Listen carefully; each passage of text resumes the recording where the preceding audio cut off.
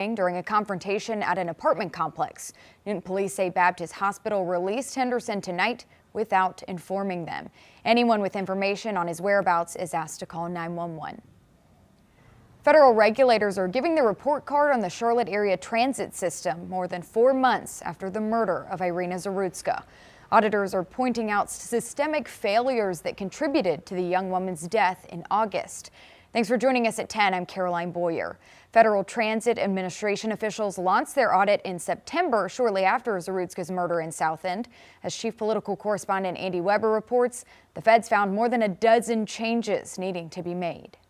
It was near this Blue Line station here in South End when Irina Zarutska, who was on her way home from work late on a Friday night, was brutally stabbed without warning. Now, in this new extensive audit, federal officials argue that systemic failures within the city's transit system were at least partially to blame for her death. You know, I think it is accurate. The fact that there was no fare enforcement. Charlotte area Republican Congressman Tim Moore says he agrees with the nation's top transit official, Mark Molinaro, who said Monday that his agency is determined to address, quote, systemic failures that led to Irina Zarutska's death. Most of the findings have to deal with safety risk mitigation and assessing the effectiveness of current safety practices. They include that CATS had not established a required safety risk reduction program for buses, CATS had not established a process to annually assess safety performance, and the agency had not met the requirements for staff de-escalation training. Moore took part in a tour of the light rail with transit officials last month. He believes a focus on checking tickets should be a top priority. I'm hopeful that with the safety improvements that CATS is making, with the investment that's being put in to add law enforcement, to add and require, strict fare enforcement, that it's going to take care of this. It's going to get, the criminal element off of there. While the feds were at times critical of CATS, they also acknowledged the public transit agency seems committed to improving public safety, especially through adding more security to trains. In a statement, CATS officials say they continue to implement a public safety plan rolled out last year and will, quote, take proactive steps to ensure the safety of our operators and passengers while reinforcing fare enforcement. And with the timing of this report, it is almost certain that it will be brought up during a public safety committee hearing set to happen in Raleigh next week. Charlotte's mayor, the police chief, as well as the interim CEO for CATS are all set to testify before the House Oversight Committee. That is set to happen next Monday at 9 a.m. at the General Assembly. Reporting in South End, I'm Andy Weber, Queen City News. Charlotte-Mecklenburg police officers are investigating a deadly crash in the University City area. It happened at about 7:30 on North Tryon Street near University City Boulevard. Paramedics tell us one person was killed. We're working to get information on what caused the crash. Turning to weather, you're looking live at Uptown Charlotte from our Arlington camera. We got warmer temperatures today after the weekend snow, but tonight the concern is a refreeze. Meteorologist Jim Lytle is in the Pinpoint Weather Center. Jim, that means more slick roads overnight and into the morning. Right, stairways, walkways, sidewalks, side streets, anything that had shade and the water didn't get a chance to evaporate after melting today will be targeted for black ice. But here's the good news I have for you. It won't be anywhere near as cold tomorrow morning when you wake up as it was this morning when we got down to 10 degrees. That was the record low for the date. So we're going to add a good 10, 12 degrees to that for our overnight lows here. So yeah, balmy, I'd say almost. 28 degrees is our low temperature for Charlotte was this morning actually with the low. 28 was at Gastonia, 3 at Rock Hill. But right now our temperatures are 29 here. Our wind is non-existent out there. It's a good thing, right? Because wind would create quite a wind chill with that 29-degree temperature. And there's our readings right now all across state. Everybody's in the 20s, except for one lone location there, Rockingham at 33 degrees. Everyone's going to see temperatures averaging out below normal, not only for highs, but overnight lows. Here's the next several hours. Notice we're below freezing here already, so it's going to continue to go below freezing, and anything that was liquid before we got down below freezing is iced over now, and there's quite a bit of glaze of ice out there in key areas, so do be careful. Tomorrow morning, early, if you're up early before the sun gets a chance to melt any of it on the roads, it'll be icy. Do be careful in the morning commute tomorrow. You can stay up to date on the winter weather by using the Pinpoint Weather app. It's free to download in the Apple App Store and on Google Play. Hey man, how you doing? I'm all right. How are you? This is newly released helmet camera video of Charlotte firefighters rescuing a man whose truck ended up in a pond. It happened at about 7:30 Saturday night during the snowstorm. The driver lost control of his pickup, went off the road and into the retention pond. Fire crews arrived and set up an inflatable boat while he waited on top of the truck bed. It's not football weather. No. We're a little bit past football weather now. It's one hell of a ride, I guarantee it. I guarantee it. Hell yeah. Crews treated the driver at the scene and no one else was injured. People are making the most of the snow while it sticks around. Many are kids who are out of school because of icy road conditions, and they are getting to play in the first big snowfall of their lives. It was okay, yeah. It was obviously last weekend we all stocked up, and this weekend we weren't as worried, but then it was a lot snowier. It was okay, we haven't lost power or anything. That was what we were really worried about. Yeah, and the kids have loved the snow, so that's been nice for us. Charlotte-Mecklenburg schools and several other Carolina districts are closed tomorrow. Others like Cabarrus and Chester counties are on remote learning. Parents can check their district social media pages and websites for more information. You're looking live at the U.S. Capitol in Washington, D.C. President Trump is urging House lawmakers to quickly approve a spending plan to end the partial government shutdown. House Speaker Mike Johnson is having trouble getting the votes he needs. Republicans and Democrats are making demands. As Gabrielle Caracciolo reports, with lawmakers still at odds, the government won't open until at least tomorrow. On social media this afternoon, President Trump says he wants this deal passed quickly and without changes. But some House Democrats have expressed concerns and say they'll vote no. The House will be in order. Back in session, it's now up to the House of Representatives to end the partial government shutdown. Some House Republicans have shown support for the compromise the White House negotiated with Senate Democrats. I plan to support that. I hope that we can get bipartisan support for it. The deal funds several agencies through the end of the fiscal year, but only extends funding for the Department of Homeland Security for 2 weeks. It's just a bill to begin negotiations where we can then discuss what sort of reforms are going to be instituted. ICE needs to be reined in. They're out of control. They need to be brought to heel so that there is a level of accountability and professionalism that the American people are demanding. Democrats argue the agency needs more oversight, mandatory body cameras, and agents without masks. Minority Leader Hakeem Jeffries isn't guaranteeing House Democrats will vote yes, arguing the agency needs to make changes immediately. And absent that, then a full-year appropriations bill is in deep trouble. As the debate continues on Capitol Hill, the partial shutdown is impacting more than just ICE. From FEMA to air traffic control, essential government workers once again face missing paychecks. Late this afternoon, Homeland Security Secretary Kristi Noem announced that effective immediately, all officers on the ground in Minneapolis will be wearing body cameras. Some Democrats have been calling for her resignation.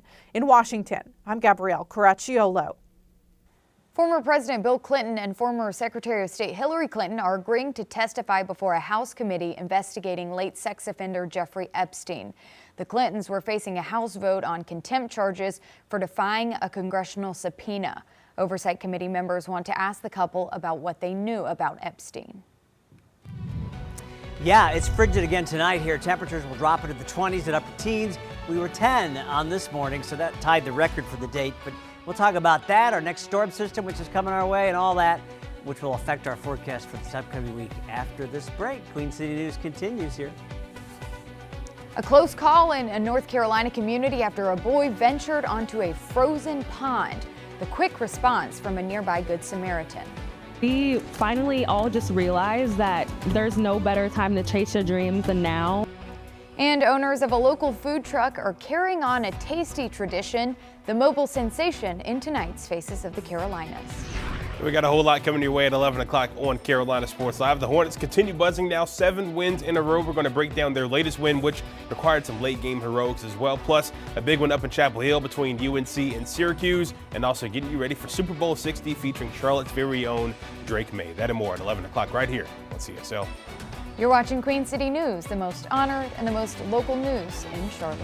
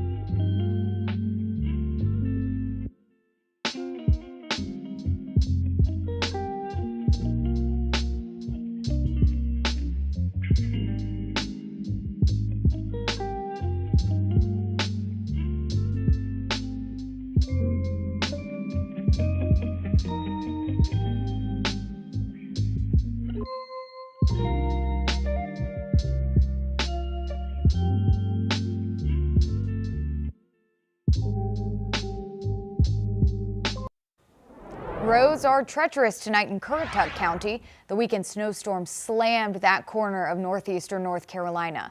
Michael Rinker shows us how drivers are managing.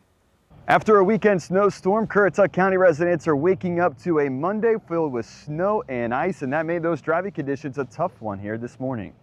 An early morning wake-up call for one Barco area resident clearing out the driveway so his wife can get to work. Parts of Currituck Highway still covered in snow and ice, and the side roads seemingly untouched by traffic. One Currituck resident made sure he kept his heat going throughout the weekend. I stay warm because I have a gas fireplace. So, you know, I mean, I got a backup heat. And those that are, it's a blessing that we haven't lost power, because there'd be a lot of people around here that I don't know if they got backup power or not. Caps lives just south of the state line. He drove about 15 minutes to restock the propane. The main roads are good. The back roads not so good. You really got to take your time. With a future seeing groundhog predicting more winter, Caps is hoping that forecast is wrong. I'm ready for fishing season. There you go. You know, I'm ready to throw a pole over.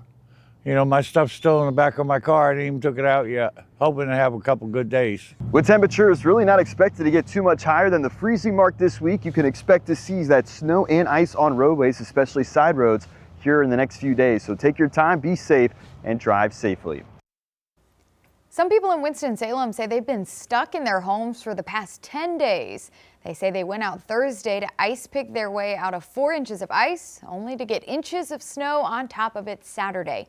One woman says she's seen conditions this bad before, but not any that lasted this long. We just decided to do it ourselves because we've been waiting and waiting and waiting for the city to come by, and they keep not coming. We're hitting a few inches, whatever the snow was, but it's now packed down by whatever vehicles have decided to try. And yeah, it's a mess. We feel very let down by city government. A Winston-Salem government spokesperson says crews are working 12-hour shifts to clear roadways. An 11-year-old North Carolina boy is recovering after falling through thin ice. Baron James spoke to the Holly Springs police chief about the rescue. We're careful, like if we hear a crack, we immediately come off. 13-year-old buddies Bodie, Copeland, and Logan Walker walked on the iced-over edge of Wumble Park Pond Monday afternoon, 2 days after an 11-year-old boy walked on thin ice farther out and fell through Saturday afternoon when temperatures were colder and the ice on this pond appeared thicker. We saw his shoe, like, floating on the water next to, like, a hole in the ice. 10-4, can you show me out at Wumble Park? There's going to be somebody that fell into the lake. Holly Springs Police Chief Paul LaCourie says the child had been submerged for more than 3 minutes until a bystander flagged down Officer Percy Evans, who came to the rescue. He rushed into the waters himself to rescue that boy about 20 yards into the water to pull him out and then quickly put him inside his police vehicle to get him warm. We're very blessed in this case that both of them didn't suffer any injuries. I do think it's heroic. There is one adult and one child currently in the ice. Cary first responders rescued 2 people after they fell into this retention pond on Kenneth Lane in West Cary Sunday afternoon. Police say a curious 10-year-old boy wanted to see if he could walk across the ice, and he fell through. A 59-year-old neighbor saw it and went in to help. After someone called 911, firefighters used a rope to save them both. Zach, stay over here, please.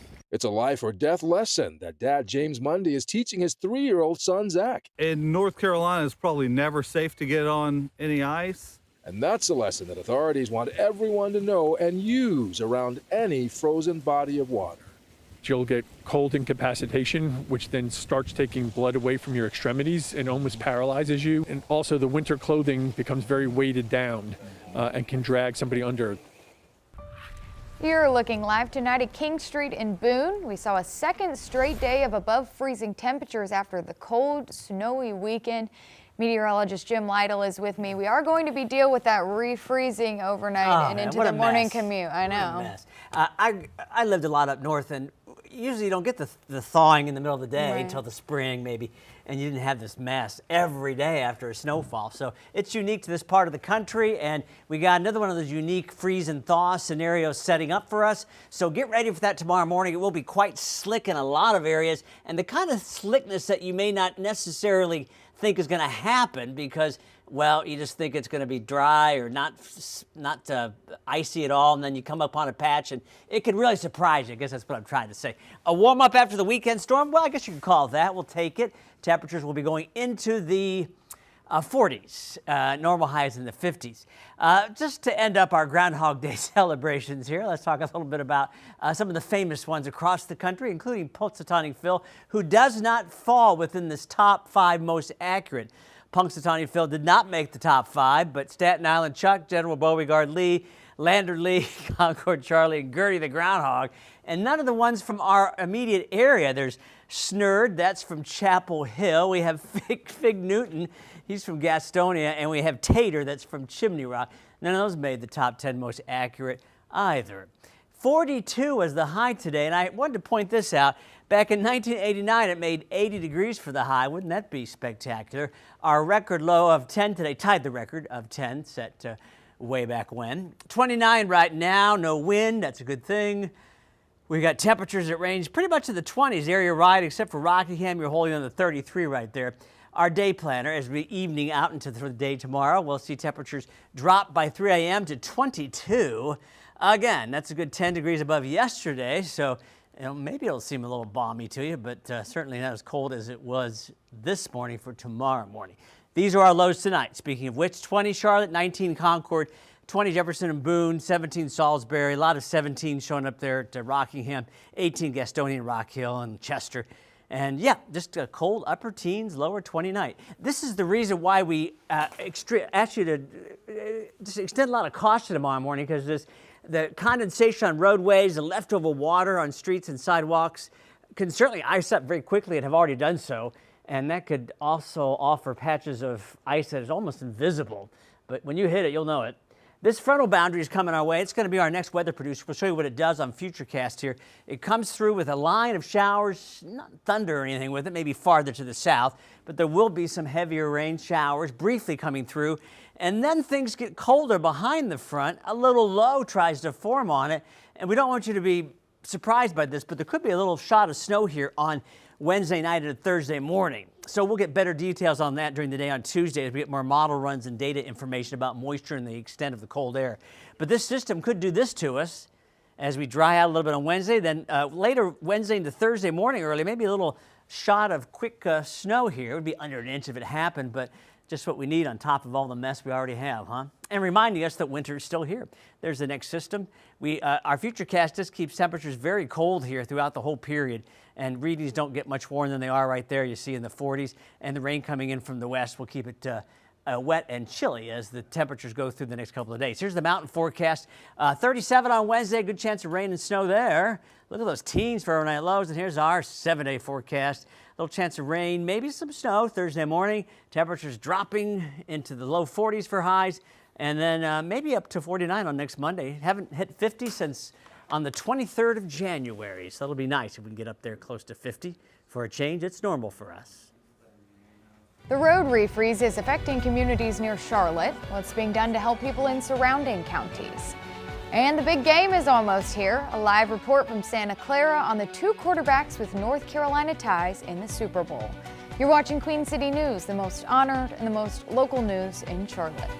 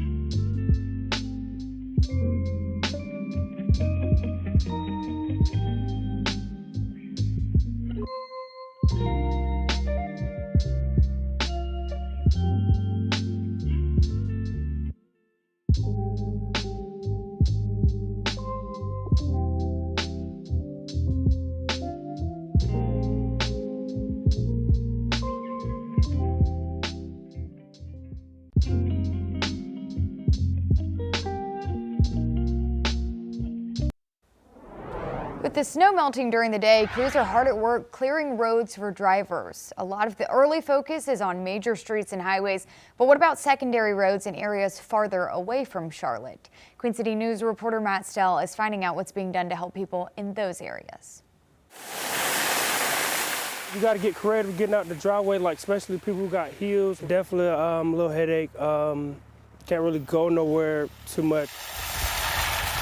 A good reason to stay inside, especially here in Union County, where secondary and residential roads like this one are still pretty icy.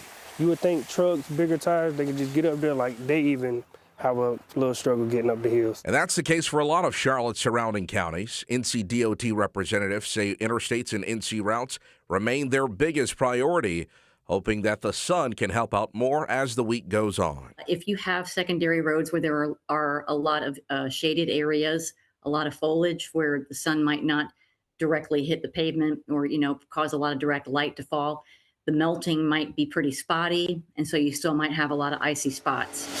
Officials say 15 crews are working around the clock in Union County, treating and plowing roads where possible. It's an all-hands-on-deck effort still, but this is not a one-day thing. But NCDOT spokesperson Jen Goodwin tells us the current situation in smaller counties is also somewhat of a catch-22. When you get more traffic, sometimes that interferes with the plowing operation, but sometimes when you do get more traffic, that helps with melting. So it's difficult to plow when you have a lot of traffic out there, like we encountered on Saturday. And the question a lot of people are asking, does NCDOT have enough salt and sand in storage? We have enough, and we are continually in contact with our suppliers and vendors to make sure that we can restock and have more on hand for anything that might happen next. In Union County, Matt Stell, Queen City News. NASA managers in Florida are conducting what they're calling a dress rehearsal for the upcoming Artemis II space mission. They plan to launch 4 astronauts on a 10-day mission to the moon for the first time in 53 years. Today's rehearsal included fueling the rocket, which led to the discovery of some leaks. Engineers corrected the problems and the test proceeded. This is one of the last hurdles we have to pass before we're able to launch humans on the SLS into space. This is exciting because we can actually see the rocket on the pad up close.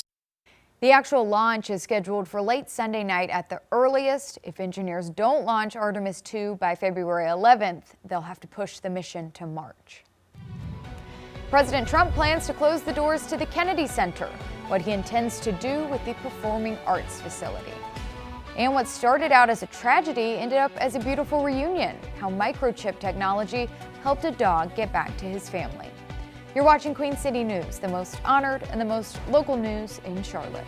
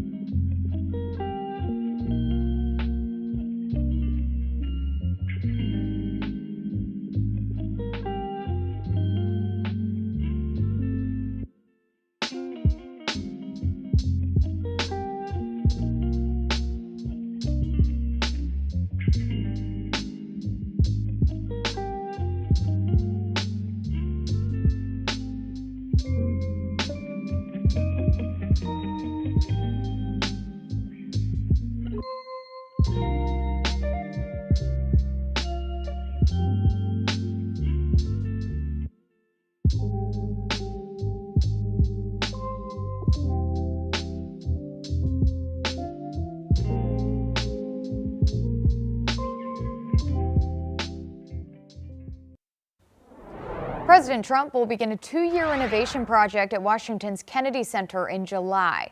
As Haley Milton reports, the decision comes after a wave of performers canceling their shows. Trump made the announcement on his social media platform Truth Social late on Sunday night, saying that the center would close for nearly 2 years for reconstruction and restoration. And the announcement caught even people who work here by surprise. Already, there's been a slew of changes, Trump installing a brand new board of trustees, which then named him chair of the center and voted to add his name, though the name change is at the center of a legal debate. Trump says the closure will begin this coming July 4th, commemorating America's 250th birthday. I will say it just by telling you what happened when we got the announcement in our house yesterday. 2 members of my family started crying. That's how heartbroken we are over this. He says that financing is secured, but it's unclear what exactly that means. The One Big Beautiful Bill Act allocated more than $250 million for the center. Since Trump's takeover, more than 12 performers have backed out of their planned Kennedy Center shows, in most cases in protest of the Trump administration's involvement. The closure means that no scheduled shows can be canceled, leading to more fiery headlines. And members of the Kennedy family have been quite outspoken about the Trump administration's involvement here at the center. JFK's niece, Maria Shriver, said that at the end of Trump's presidency, she would personally remove his name from the building. Now, of course, this is all subject to board approval, which Trump appointed himself.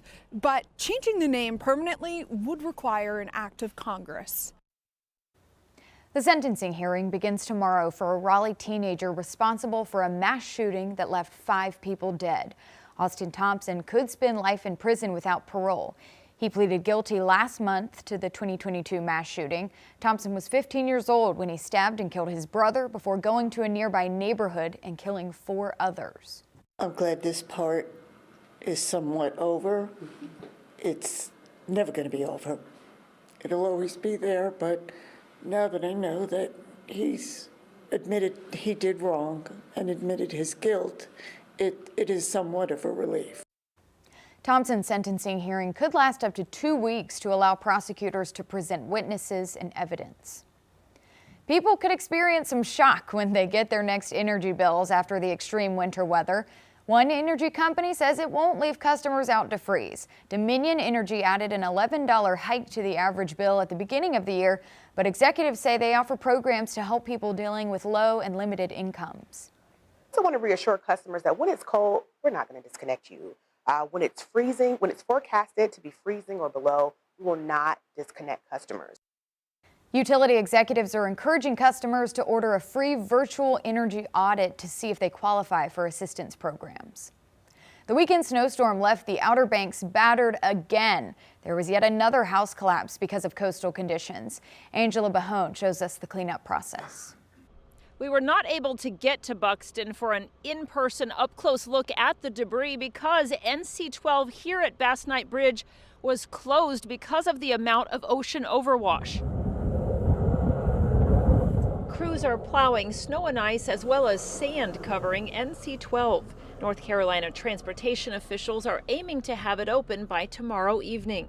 We talked with one driver coming from Florida who was caught by surprise. We don't have a game plan at this point. We're going to wait for a while and see what happens. Do you have a hotel here? Yeah. We do over there on the other side of the bridge. There goes. And as the winter storm creates trouble on the roads, 4 more houses crumbled into the ocean. A spokesperson for Cape Hatteras National Seashore says no one was living in the houses. And now the beach is closed in front of the entire village of Buxton as potentially dangerous debris drifts southward. Joy Christ with Island Free Press has been in Buxton much of the day. 4 houses have collapsed. They're all on that same stretch of beach next to Old Lighthouse Road in Buxton, probably within a quarter mile of each other. The debris field, it's expansive, but it's very concentrated in that area. There's piles of lumber, nails, windows. And she says they're not out of the woods. There is a concern that with the high tide this evening at about 7:30 p.m., there are several more homes that are in danger, so these may not be the last home collapses.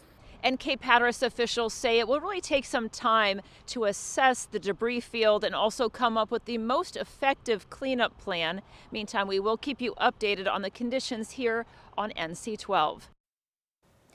It's Super Bowl week. There's a lot going on in the Bay Area ahead of the Seattle Seahawks and New England Patriots taking the field at Levi Stadium on Sunday. Let's send it out to PJ Ziegler, who's in Santa Clara for us. Hey, good evening, Caroline. Yeah, as we speak, the opening festivities are wrapping up just a few miles from where we're at right here in downtown San Jose. And that's where these two quarterbacks who have had a stellar season so far have led their team to the Super Bowl. Well, that's where they're speaking to the media for the very first time. And, of course, Charlotte knows a lot about both of these guys. We're talking about Sam Darnold, who spent some time with the Panthers, and Drake May, who's from the Charlotte area. Now, Darnold is in year one with the Seahawks. He was the third pick of the 2018 draft, so on paper, it should be no surprise to see him in this big game. But his career with the team that drafted him, the Jets, was full of trials and tribulations, including that moment where he once said he was, quote, seeing ghosts while playing the Patriots. He drifted from Carolina to here with the 49ers before getting another chance to start with the Minnesota Vikings, where he excelled last season before signing with Seattle. Then on the Patriots, you have another third overall pick in Drake May.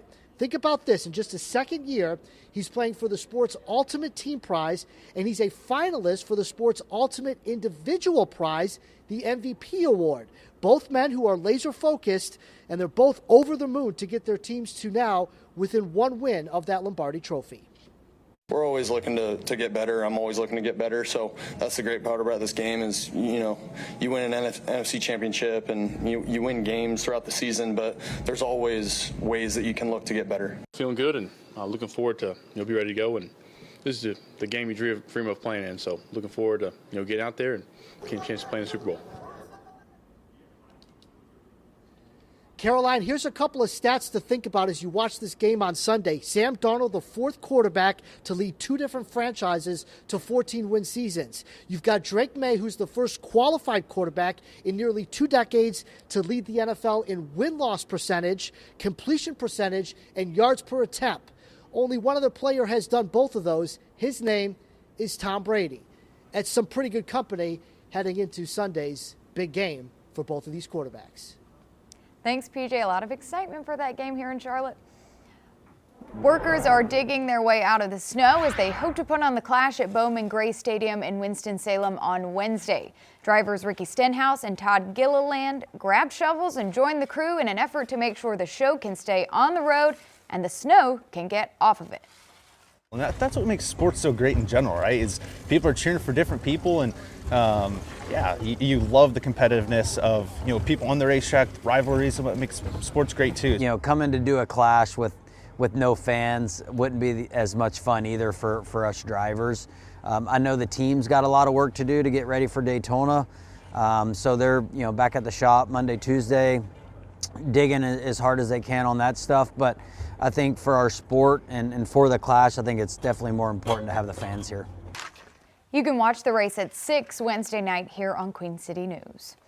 What started out as a tragedy turned into a triumphant reunion. A car crashed into the fence at Columbus Humane Society in Ohio last January, allowing several dogs to run away.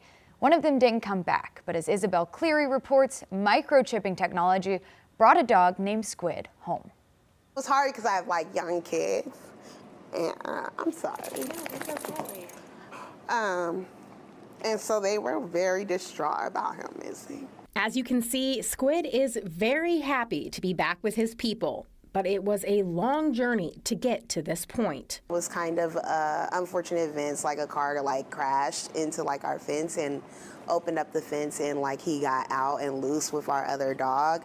Unfortunately, something that always happens that we see happen fairly often, especially with dogs that are on the cute side, also designer breed small dogs.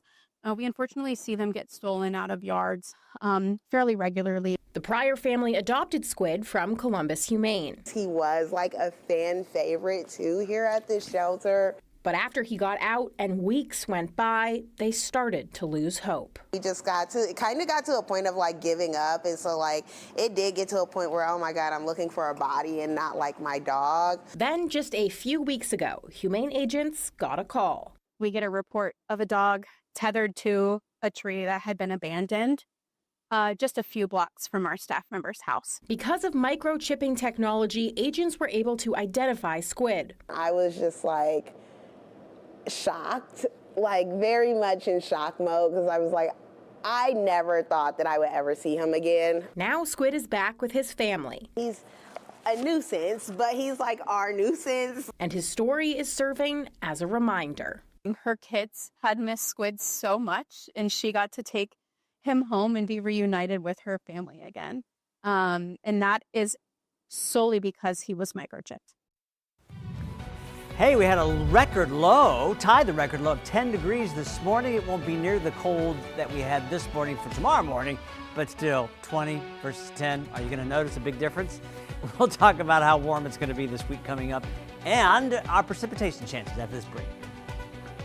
Members of a family are sharing their culture and cuisine with their community. The special inspiration for the food truck in tonight's Faces of the Carolinas. You're watching Queen City News, the most honored and the most local news in Charlotte.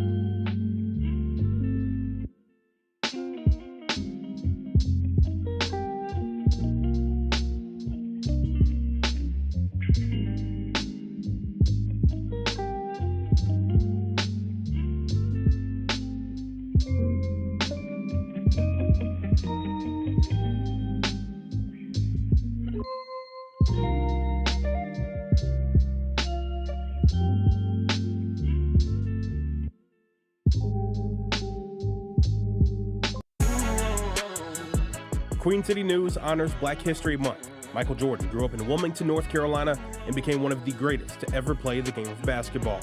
He played 15 seasons in the NBA, winning 6 championships. In 2010, Jordan became the principal owner of the Charlotte Hornets, but sold a stake in the team in 2023. He is also part owner of the 2311 NASCAR racing team. Jordan was awarded the Presidential Medal of Freedom in 2016.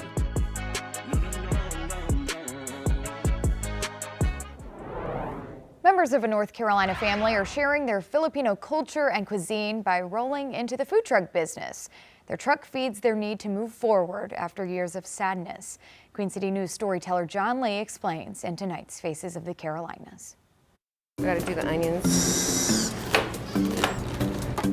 Food is an international love language, with dishes handed down from generation to generation.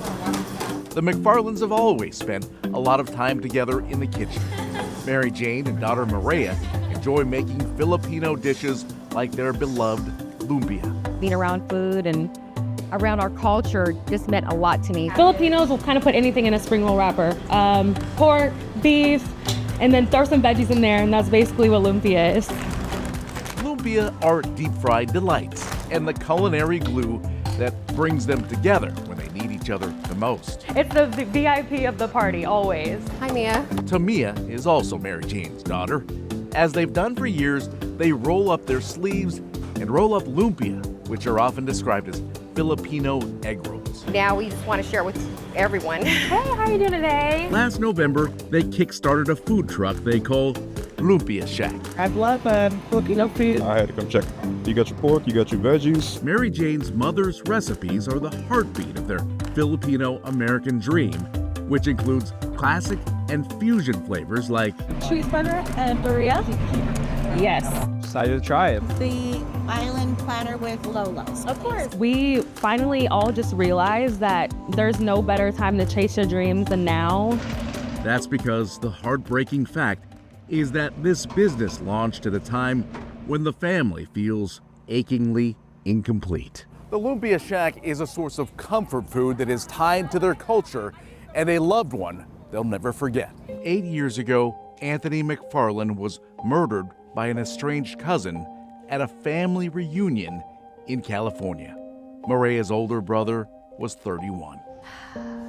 I'm sorry.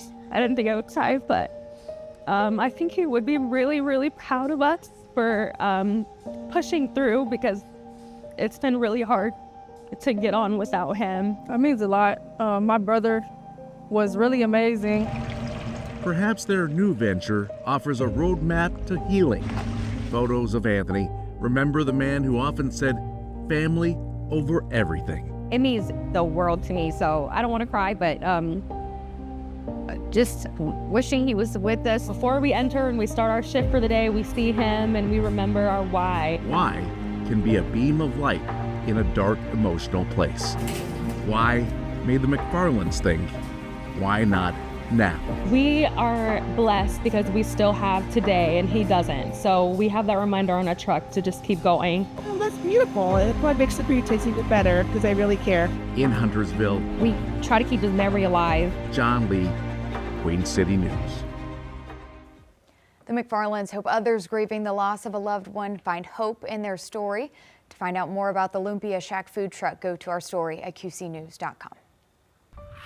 You're looking live at Banner Elk, where there wasn't much of the weekend snow melting. Freezing temps overnight are creating another risk of icy roads across the lower elevations.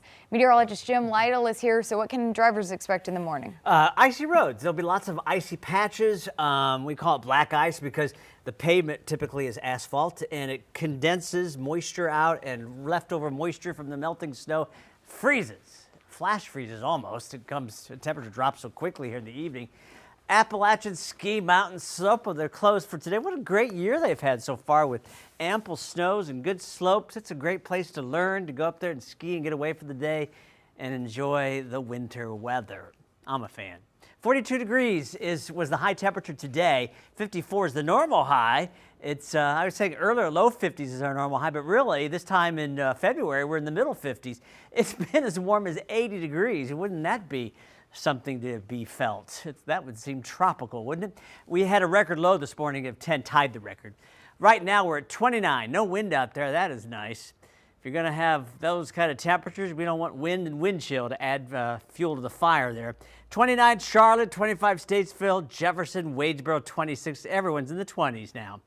And heading for the low 20s to teens in some areas. And with these clear skies and temperatures in the 20s, anything that's frozen now or that was left over wet will certainly continue to freeze and be an issue tomorrow morning. I do watch sidewalks, stairways, side streets, all those things that typically hold moisture longer will be the ones that will be typically frozen by morning and cause the black ice situation that we're talking about. Lows tonight, again, teens and 20s, just about area-wide. No one's going to be down in the single digits like there were this morning, or the tying records like we did this morning at 10. Here's the black ice scenario. Condensation creates icy roadways in the morning. Add that to just leftover melting snow, and you got the scenario there with freezing conditions. The full moon tide sure was pretty. I didn't get a chance to see it over the snow. But yeah, it's icy and will be so tomorrow morning as you go to work, school. Well, there's no school, but work tomorrow morning, running errands. Stay icy till about 9, 10 in the morning with patchy ice, especially in shady areas, an issue. Here's the front coming through. That's our next weather maker. That'll be rain showers on Wednesday into Thursday. But look what happens behind this front. It does pull down a little chunk of colder weather. The main punch of it goes to the northeast of us, but we're on the edge of that very, very cold, frigid air. And this will happen on Wednesday night into Thursday. The rain may change over to snow and could be a little bit of a messy accumulation happening as a result of that. Again, we'll get better information tomorrow on that, but I don't want you to be surprised by the fact there could be a little snow here Wednesday night and Thursday. Do keep that in the back burner. Things dry out after that. We'll watch our next big front coming our way later on in the forecast period as we go toward Friday. Look at these overnight lows in the 20s and 30s and jumping up into the 40s this week, but nobody gets in the 50s. We haven't done that since January 23rd. And here comes a little snow wedge trying to come down with the frontal boundary and the colder air that punches in here across the mountains and the Piedmont for Wednesday night into Thursday. So our futurecast kind of captures that for us. 41 on Tuesday, 40% chance of rain late Tuesday into Wednesday, mixed with snow at times on Wednesday, not out of the question, up in the mountains, with Thursday's temperature high of 28. Yikes. 7-day forecast for us calls for a chillier day, too, on Thursday. Could be a little rain or snow on late Wednesday, Thursday morning with that low of 30. And look at temperatures staying below the norm of 54 or 55. So we need to get back up in the 50s sooner than later, I'd say. But at least there'll be some sunshine, chilly temperatures in the morning, black ice at issue tomorrow morning in particular. Do be cautious. Guys? A 3-decade tradition of putting smiles on the faces of children who need them. We show you the annual Teddy Bear Toss in Green Bay. And Gabe McDonald is here with a preview of Carolina Sports Live at 11. Yeah, talking a lot of hoops. The Hornets continue to buzz. Now 7 wins in a row. We're going to break down how they got it done in that big comeback win over the Pelicans. Plus, UNC still perfect at home. Roy Williams even donning a little bit of swag tonight at the Chapel Hill as well. Plus, also getting ready for Super Bowl 60 as Drake May, Charlotte's very own, getting ready to make his Super Bowl debut this weekend in the Bay. All that and more at 11 o'clock right here at CSL. You're watching Queen City News, the most honored and the most local news in Charlotte.